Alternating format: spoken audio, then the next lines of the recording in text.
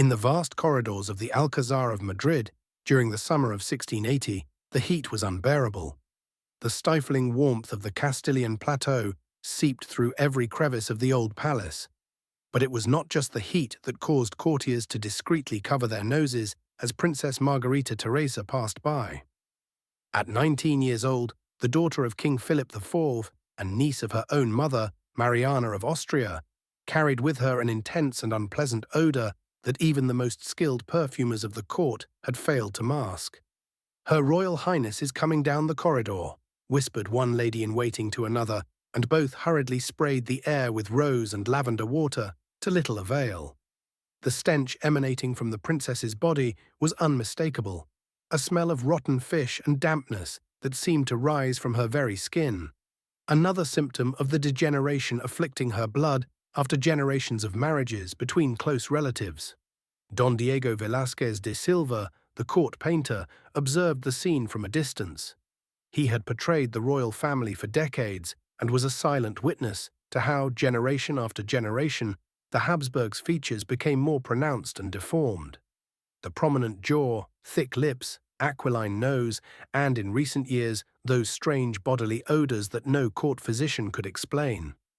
"It is the price of blood purity," he had heard the royal physician Louise Mercado say, one of the first to warn about the dangers of consanguineous marriages in his 1605 treatise De Morbis Hereditariis. But his warnings fell on deaf ears. The Habsburgs continued to marry uncles to nieces, first cousins, seeking to keep their possessions and power within the family. In the palace kitchens, Maria, one of the cooks, was preparing a herbal concoction prescribed for the princess to try to mitigate her foul odor. "Poor thing," she murmured to herself. "It's not her fault she was born this way." As she ground rosemary, thyme, and other herbs in her mortar, she recalled the previous generations of Habsburgs she had served and how they had worsened over time. "Hurry up with that remedy," shouted the head steward, rushing into the kitchen. "Her Highness needs it before receiving the French ambassador." The French ambassador, Jean-Baptiste Colbert, Marquis de Torcy, was known for his keen observation and meticulous reports of everything that happened in the Spanish court. He had already sent Louis XIV detailed descriptions of the physical decline of the Spanish royal family, information that the Sun King skillfully used in his diplomatic negotiations, knowing that the Spanish Habsburg dynasty was reaching its biological end. "No herb will mask that smell," commented a young page, earning a slap from the steward. "Mind your tongue, boy. You're speaking of Spain's royal blood." In her private chambers, Princess Margarita Teresa wept as her ladies tried to prepare her for the reception. Despite heavy perfumes, layers of makeup, and dazzling jewels, she was aware of her condition. The mirrors, which did not lie, reflected the image of a woman with disproportionate features. The prominent Habsburg jaw, sunken eyes, pale and sickly skin. "Your Highness, the ambassador awaits," announced the chamberlain from the door, avoiding deep breaths. Margarita Teresa straightened up, adopting the dignified posture she had been taught since childhood. She was a princess of the most powerful house in Europe, and though her body bore the marks of inbreeding, her spirit remained that of a Habsburg. "Let him enter," she ordered, her voice sounding firmer than she felt. Meanwhile, in another wing of the palace, young Charles, Margarita Teresa's brother and heir to the throne, struggled to learn to read under the worried gaze of his tutor. At 12 years old, he could barely articulate coherent words. His oversized tongue and his malformed mouth made clear speech impossible. Rickets had deformed his legs, epilepsy caused frequent seizures, and his mental development was far below what was expected for his age. "Your Majesty, let's try again," insisted the tutor, suppressing a sigh of frustration. Little Charles tried to focus on the letters in the book, but his mind wandered. From his window, he could see the palace gardens where other children, sons of nobles, played and ran. He had never been able to join them. His frail body and precarious health kept him confined to the palace interiors, protected from any illness that could prove fatal to his weak constitution. In the council chamber, Philip IV, now old and weary, discussed the future of the monarchy with his ministers. The war against France was draining resources, The American colonies were increasingly difficult to control, and Spain's economy was in decline. But what truly kept the king awake at night was the continuity of his dynasty. His Majesty must consider the marriage of Prince Charles, suggested the Duke of Medinaceli, the Prime Minister. Despite his youth, securing the succession is paramount. Philip IV ran a hand through his grey beard. He knew, though he did not admit it publicly, that his son would likely never be able to produce an heir. The physicians had privately informed him of the prince's multiple afflictions, including possible hypogonadism that would compromise his fertility. And what European princess would agree to marry him in his condition? The king thought bitterly, though he did not voice his concern.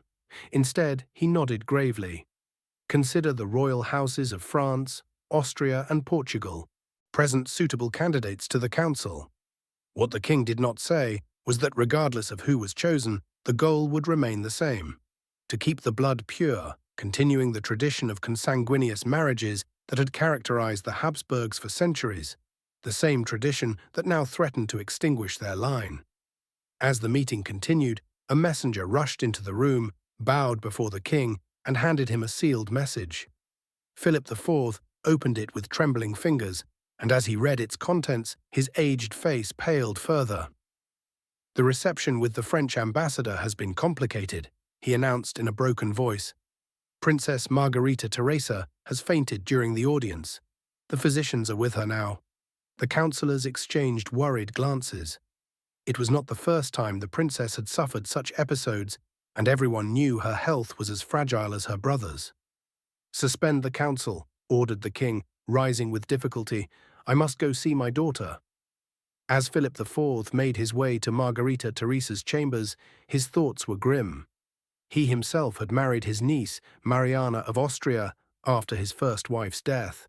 He knew that consanguineous marriages were common among royalty to maintain political alliances and preserve wealth, but he had never fully considered the biological consequences of these unions. Now, seeing his children suffer the consequences, the weight of guilt fell upon his shoulders. He had not only condemned his descendants to a life of suffering, but had also endangered the future of the Spanish monarchy and the entire empire. In the palace library, the royal physician consulted ancient medical treatises, desperately searching for an explanation or remedy for the royal family's afflictions. His fingers paused on Luis Mercado's treatise, which decades earlier had warned of the dangers of consanguinity. The physician's words seemed prophetically directed at the Habsburgs. Continued unions between close relatives produce weak progeny, prone to diseases and deformities, and in extreme cases incapable of procreating. The physician closed the book with a heavy sigh.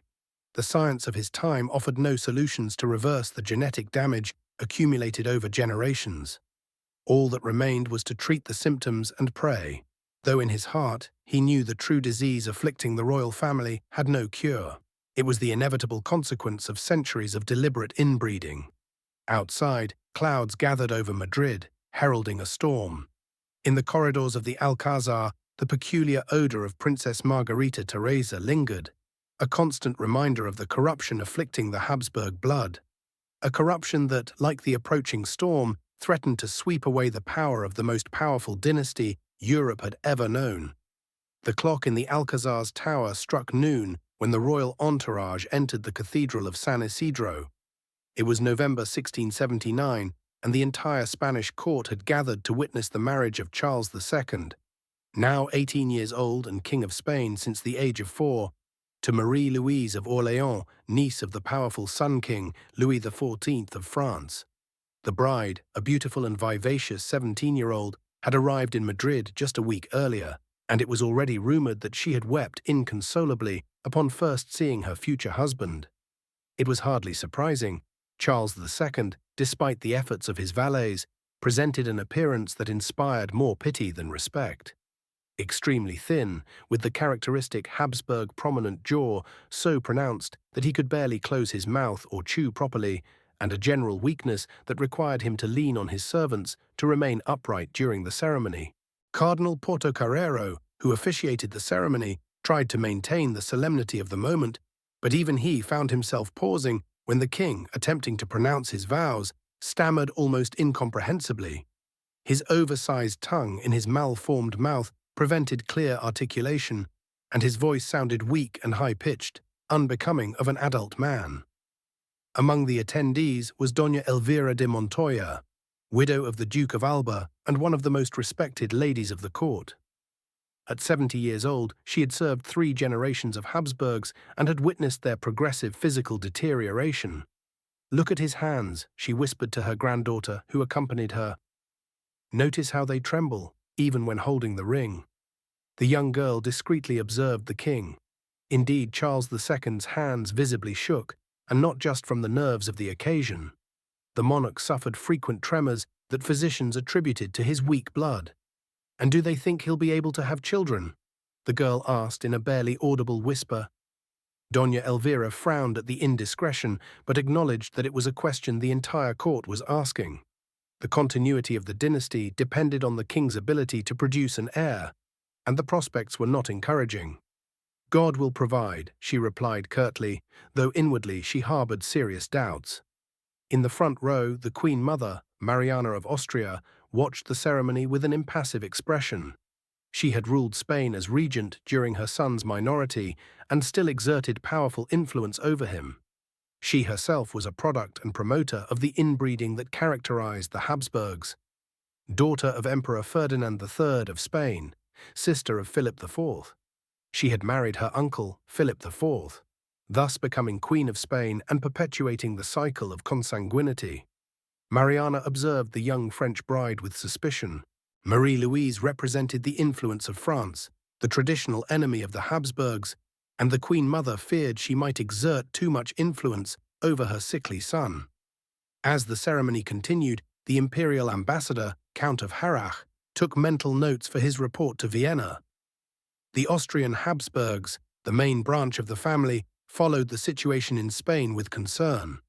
If Charles II died without issue, the vast Spanish inheritance could fall into the hands of the French Bourbons, dramatically altering the balance of power in Europe.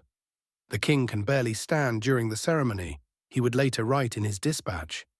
"His physical weakness is such that it is hard to imagine he could consummate the marriage, let alone produce a healthy heir." After the religious ceremony, the entourage proceeded to the Alcazar for the nuptial banquet. Charles II, exhausted from the effort of the ceremony, had to briefly retire to his chambers to recover before the celebrations. His physicians administered one of the many potions he took daily, a mixture of herbs, minerals, and animal extracts supposedly designed to strengthen his frail constitution. "His Majesty must conserve his strength for tonight," one of the physicians commented with an awkward smile, referring to the consummation of the marriage. Charles nodded weakly. He was well aware of his duty as king. Producing an heir was his most important responsibility, but he was also painfully aware of his physical limitations. Despite being 18 years old, his sexual development was incomplete, and the physicians suspected he might be infertile, though no one dared say so openly. In the grand hall of the Alcazar, the nuptial banquet proceeded with all the pomp the occasion demanded. Foreign ambassadors, Spanish nobles, and ecclesiastical dignitaries filled the long tables. The food was abundant, but many noticed that the king barely touched his meal. His prominent jaw and malformed teeth made chewing and swallowing extremely difficult, so his diet consisted mainly of purees and soft foods. The Duke of Medinaceli, the king's chief minister, observed the scene with concern. As prime minister, he was fully aware of the precarious state of the monarchy. Spain, once the hegemonic power of Europe, was in decline. Military defeats, economic crises, and political instability had weakened the empire, and the king's physical weakness only exacerbated the situation. "Look at how the foreign ambassadors watch him," he commented quietly to the Constable of Castile, seated beside him. "Like vultures waiting for the prey to succumb." The constable nodded gravely. "The European powers are already preparing for the division of the Spanish inheritance. Louis XIV has been forging alliances and secret agreements for years with this in mind." The conversation was interrupted by the entrance of the royal musicians, who began to play as the courtiers prepared for the dance. Charles II, seated on his throne beside his new wife, seemed more animated. Marie-Louise, despite her initial dismay upon meeting her husband, was kind and attentive to him, aware of her role as queen consort. Among the guests was Don Francisco de Quevedo y Villegas, the satirical poet and writer, who, despite his advanced age, remained an influential figure at court. He observed the scene with a critical eye, noticing details others overlooked. "Look at the king's eyes," he commented to a young poet accompanying him. "There is a sadness in them that no crown can alleviate. It is the weight of a dynasty that is fading." The young man nodded, impressed by the master's insight. "Do you think he is aware of his condition?" he asked. Quevedo reflected for a moment before responding, enough to feel the weight of his responsibility, but perhaps not enough to understand the irony of his situation, that the same marriage policy that elevated his house now condemns it to extinction. As the festivities continued, Maria de Cardenas, one of the Queen's ladies-in-waiting, discreetly approached her mother, who had served at court for decades. "The Queen is worried about the wedding night," she whispered. "They've told her about the King's physical peculiarities." Her mother gestured for her to lower her voice. "This is not the place to discuss such matters, but yes, there are rumors. The physicians have been preparing the king with special treatments to strengthen him." What they did not mention was that according to rumors circulating among the chamber staff, Charles II suffered from hypogonadism, a condition affecting his sexual development and likely rendering him infertile. Some even whispered that the king had been born with ambiguous or malformed genitalia, another sign of the genetic degeneration caused by generations of inbreeding. At midnight, following tradition, the royal couple retired to their chambers for the consummation of the marriage. The ritual was carefully choreographed. The king was accompanied by his gentlemen of the chamber, who helped him undress and administered new fortifying potions. The queen, meanwhile, was escorted by her ladies, who prepared her and offered advice on how to behave with her husband. "Remember, Your Majesty, the future of Spain depends on this night." The Duchess of Terranova, her chief lady-in-waiting, reminded her as she helped remove her jewels. Marie-Louise nodded, nervous but resigned to fulfilling her duty. As a French princess, she had been educated to understand the political importance of her marriage and the need to produce heirs. Meanwhile, in a small palace chapel, several priests prayed for the success of the royal union. Among them was Father Mateo de Moya, the king's confessor, who knew better than anyone the spiritual torments afflicting Charles II, his feelings of inadequacy, his fear of failing in his conjugal duties, his dread of eternal damnation if he failed in his mission to sustain the dynasty. "God Almighty, grant our king the strength to fulfill his sacred duty." The priest prayed, though inwardly he wondered if God himself was not sending a message by allowing the Spanish Habsburg dynasty to fade after centuries of incestuous marriages that violated natural and divine laws. In his private chambers, the royal physician, Dr. Juan Bautista Juanini, reviewed his notes on the king's health. As a follower of the new medical currents coming from France and Italy, Juanini had tried to introduce more modern treatments for Charles II's multiple ailments, but he often met resistance from the court's more traditionalist physicians. "The king's problem is not humoral or spiritual, but structural," he had written in his private diary. "It is the result of repeated unions between close relatives, which concentrate defects rather than dilute them." His observations, too advanced for his time, would remain forgotten for centuries until modern science rediscovered the principles of genetic inheritance and confirmed his suspicions. The next morning, the court anxiously awaited news of the marriage's consummation. Tradition dictated that the nuptial sheets be inspected to confirm the union's completion, but in this case, out of respect for royal dignity, this custom was dispensed with. However, rumors soon began to circulate. According to the Queen's closest ladies, the marriage had not been consummated that night, nor would it be for many nights thereafter. The King's physical weakness, possible impotence, and anatomical complications stemming from his condition made consummation extremely difficult, if not impossible.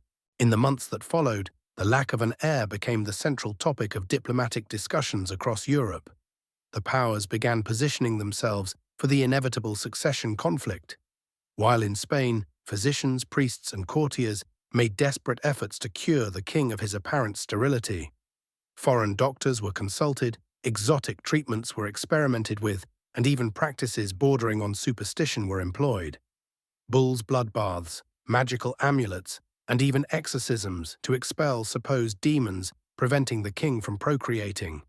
None of these remedies worked. Of course, modern science would later explain what was then a mystery.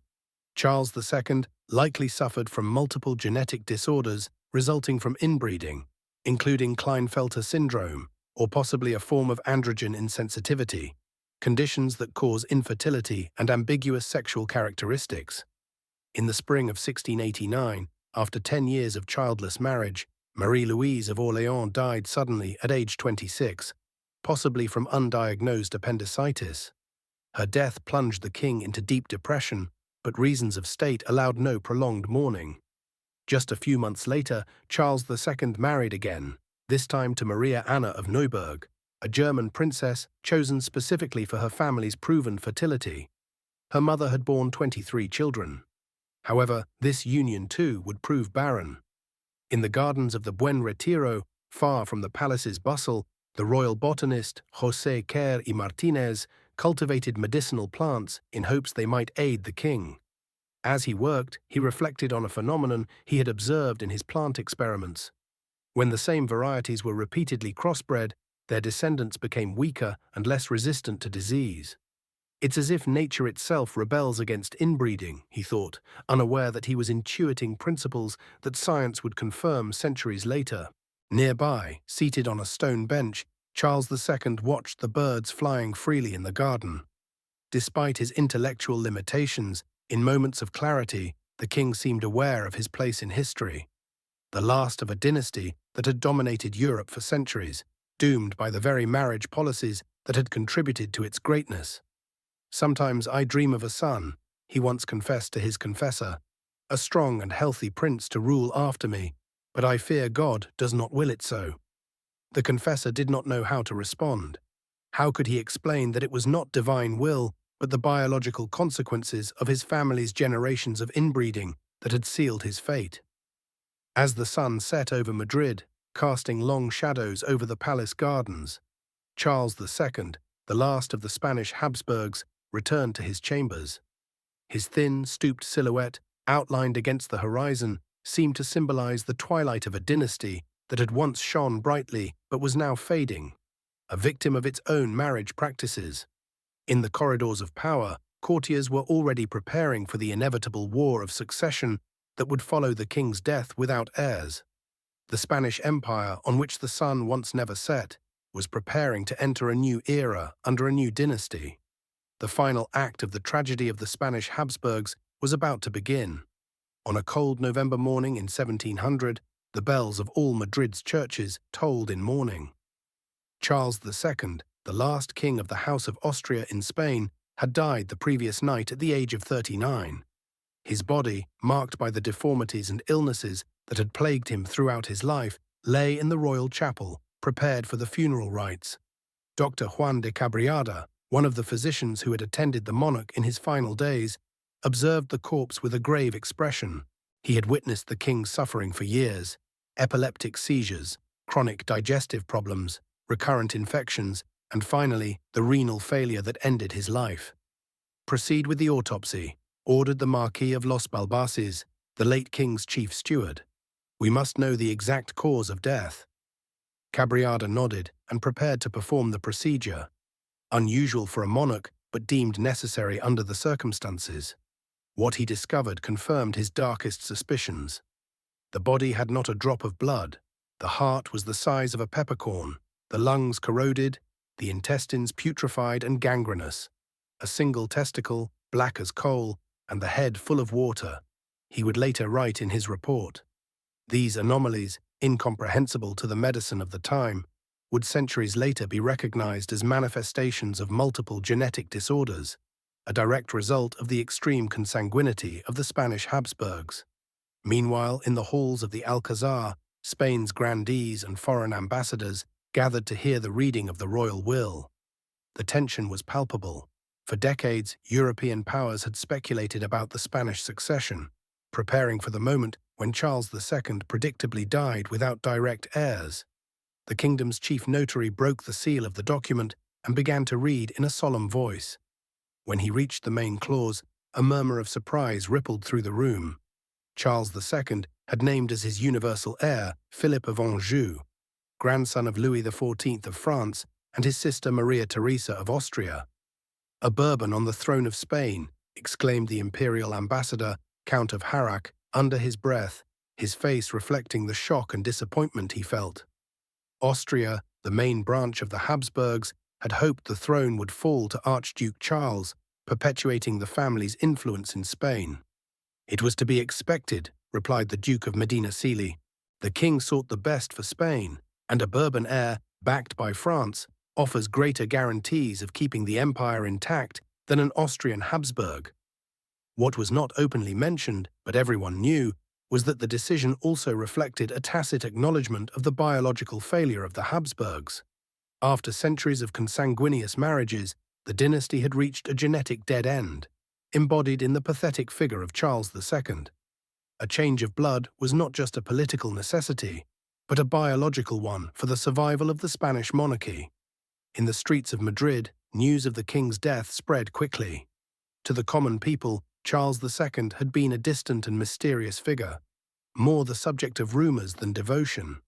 They spoke of his exorcisms, his supposed enchantments, his inability to produce heirs. Few understood that behind these stories lay a biological reality, the consequences of generations of deliberate inbreeding. In a tavern near the palace, a group of veteran soldiers discussed the kingdom's future. "They say the new king will be French," one remarked. "After so many years fighting France, now we'll have a Bourbon on the throne." "Perhaps it's for the best," replied another, more pragmatic. "The Austrias gave us great kings, but the last one, we all know he wasn't well.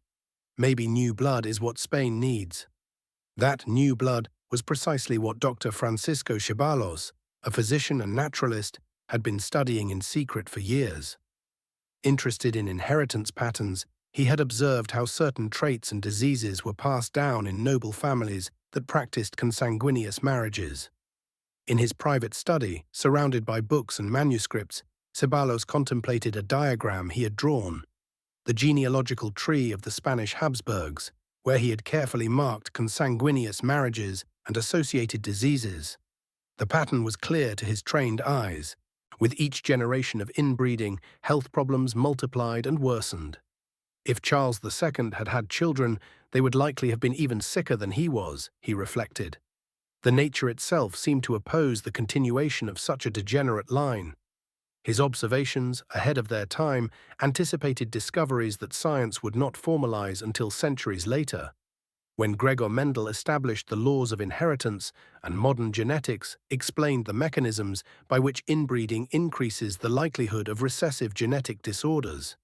In the monastery of El Escorial, where Charles II's remains would be laid to rest, alongside those of his ancestors, Fray Benito de San Juan, the royal chronicler, worked on a manuscript about the history of the House of Austria in Spain.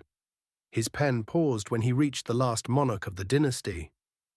How to describe a life so marked by suffering, he wondered. How to explain that the same marriage policy that elevated the dynasty ultimately destroyed it?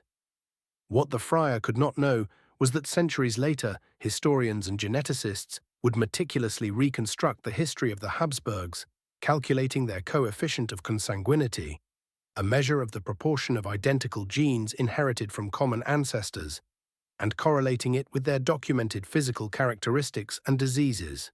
These studies would reveal that Charles II had a consanguinity coefficient of 0.25, equivalent to that of a child born from a sibling relationship. Approximately 25% of his genes were identical by descent, an alarmingly high figure that explained the multitude of disorders he suffered. Meanwhile, in the palace, preparations for the arrival of the new king, Philip V, were underway. Maria Anna of Neuburg, Charles II's widow, had been relegated to the background. Her failure to produce an heir, though primarily due to her husband's infertility, had stripped her of any political influence. In her chambers, surrounded by a few loyal ladies, Maria Anna recalled her years as Queen of Spain. She had arrived in Madrid in 1690 at age 23, full of hope and with the specific mission of producing an heir to the throne. Her own family was an example of fertility. She was the 12th of 23 children born to Elector Palatine Philip William and his wife Elizabeth Amalia. "I never had a chance to fulfill that mission," she murmured to herself. The king was never capable of procreating, no matter how many remedies or prayers we tried. Physicians of the time had tried every kind of treatment to bolster the monarch's virility, from special diets and herbal potions to more extreme practices, like baths in the blood of freshly slaughtered animals. Exorcisms had even been performed under the belief that the king's infertility might be due to some curse or spell. None of these methods worked. Of course, modern science would explain what was then incomprehensible. Charles II likely suffered from severe hypogonadism, a condition characterized by insufficient production of sex hormones, resulting from multiple genetic anomalies caused by inbreeding. In the archives of the Inquisition, the notary Alonso de Guevara carefully stored documents related to the exorcisms performed on Charles II. Among them was the testimony of Fray Diaz, the king's confessor, who had consulted nuns supposedly possessed by demons to determine the origin of the spell afflicting the monarch. According to testimony collected in 1698, the devil had revealed through the nuns that the king was bewitched with a curse administered in a cup of chocolate on April 3, 1675, in which the brains of an executed man had been dissolved to rob him of his governance, entrails to destroy his health, and kidneys to corrupt his semen and prevent procreation. Guevara, an educated man for his time, did not believe in such superstitions, but understood why they had flourished. The figure of Charles II, with his multiple deformities and illnesses, seemed to defy natural explanations. In a deeply religious society, where science was still in its infancy, resorting to the supernatural was a way to make sense of the incomprehensible. In European academic circles, however, voices were already questioning the marriage practices of royalty. The Dutch physician Herman Boerhaave, one of the founders of modern clinical medicine, had written about the dangers of consanguineous marriages, based on observations of families that practiced inbreeding. "Nature seems to oppose unions between close relatives," he wrote in one of his treatises. "Children born of such unions often exhibit defects and diseases not seen in the offspring of unrelated couples." His ideas, revolutionary for their time, would take centuries to be fully accepted and understood. It was not until the development of modern genetics that it would be scientifically explained why inbreeding increases the likelihood of recessive genetic disorders by increasing homozygosity, the presence of two identical copies of a gene, which heightens the chances of harmful mutations being expressed that would otherwise remain masked by healthy genes. As Europe prepared for the War of the Spanish Succession, which would pit supporters of Philip of Anjou against those of Archduke Charles of Austria, in the Royal Alchemist's laboratory, Don Luis de Alderete conducted a final experiment. Influenced by new intellectual currents from France and England, he had been studying blood samples from various members of the nobility. The king's blood was unusually pale and watery, he noted in his diary, referring to Charles II. Under the microscope, the red corpuscles appeared deformed and scarce. What Alderete was observing, unknowingly, were signs of a possible hereditary anemia, another of the many conditions Charles II likely suffered as a result of his ancestors' extreme consanguinity. In the convent of the Descalzas Reales, Infanta Margarita, Charles II's sister and the only surviving child of Philip IV, prayed for her brother's soul. She herself had escaped many of the severe afflictions that plagued Charles, but shared with him the prominent Habsburg jaw and had suffered health problems throughout her life. Margarita had been married at 15 to her uncle, Emperor Leopold I of Austria, perpetuating the family's tradition of consanguineous marriages. Of her 4 children, only one survived to adulthood, Maria Antonia, who in turn married her cousin Maximilian II of Bavaria, continuing the cycle of inbreeding. "Perhaps God is sending us a message," the Infanta reflected as she passed the beads of her rosary. Perhaps these unions between such close relatives are not pleasing to him. Her intuition, based on observing the consequences of inbreeding in her own family, anticipated conclusions that science would confirm centuries later. Nature favors genetic diversity, and extreme inbreeding goes against this fundamental principle. As cannons began to roar on European battlefields, heralding the start of the War of the Spanish Succession, a chapter of history came to an end. The House of Austria, which had ruled Spain for nearly 2 centuries, vanished with Charles II, leaving behind a complex and contradictory legacy. On one hand, under their reign, Spain had reached its greatest territorial extent, dominating much of Europe and the Americas. On the other, their marriage policies, designed to maintain and expand that power through family alliances, had ultimately undermined the dynasty's biological viability. In the field of medicine, the case of the Spanish Habsburgs would become one of the most studied examples of the effects of inbreeding on human health. Centuries later, geneticists at the University of Santiago de Compostela would meticulously analyze historical records and portraits of the royal family, correlating the increase in mandibular prognathism, the famous Habsburg jaw, with the rising coefficient of consanguinity across generations. These studies would confirm what some perceptive observers had intuited in the 17th century. The Habsburgs' marriage policy, by promoting unions between close relatives for generations, had created a genetic time bomb that finally exploded in the figure of Charles II. The new king, Philip V, marked a break with this tradition. Though related to the Habsburgs through his maternal line, he was a great-grandson of Philip III of Spain. He represented the infusion of new blood that the Spanish monarchy desperately needed.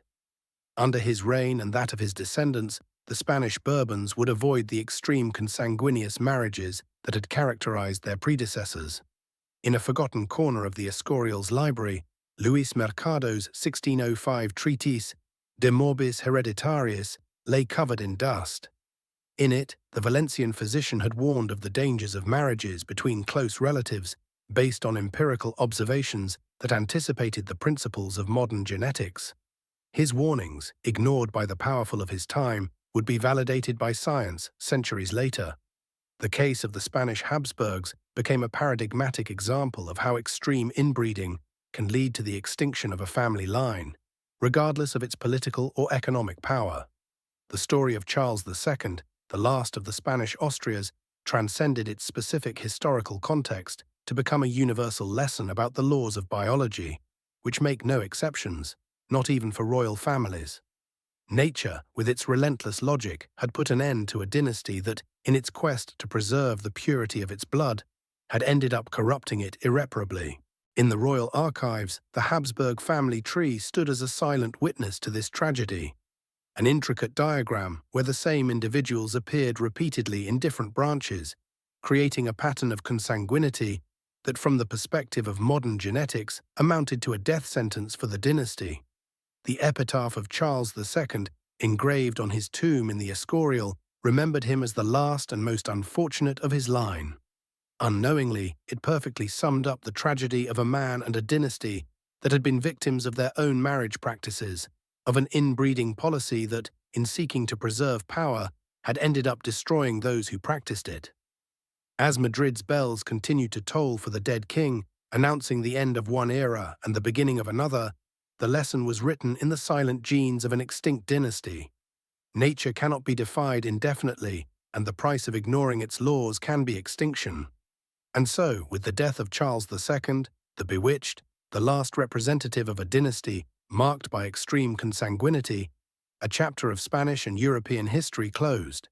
His life and death remained a testament to the biological consequences of inbreeding, a historical example that centuries later would serve science in better understanding the mechanisms of genetic inheritance and the dangers of ignoring them. In the salons of European palaces, where marriage alliances remained a fundamental political tool, the lesson of the Spanish Habsburgs was slow to be fully absorbed. But gradually, as science advanced and the understanding of genetic inheritance deepened, royal houses began to avoid marriages between close relatives, implicitly recognizing that genetic diversity was essential for the survival of their dynasties. The genetic legacy of the Habsburgs, manifested in the famous Habsburg jaw and the numerous diseases that afflicted Charles II, became a fundamental chapter in the history of human genetics, a paradigmatic example studied in universities worldwide to illustrate the consequences of extreme inbreeding. And in the portrait galleries of Spanish palaces, the faces of the Habsburg monarchs, with their increasingly pronounced jaws and features generation after generation, remained as silent witnesses to a dynastic tragedy written not in ink, but in blood. A blood that, in its obsession with remaining pure, ended up corrupting itself until it was extinguished, leaving behind only the memory of its past glory and the bitter lessons of its fall.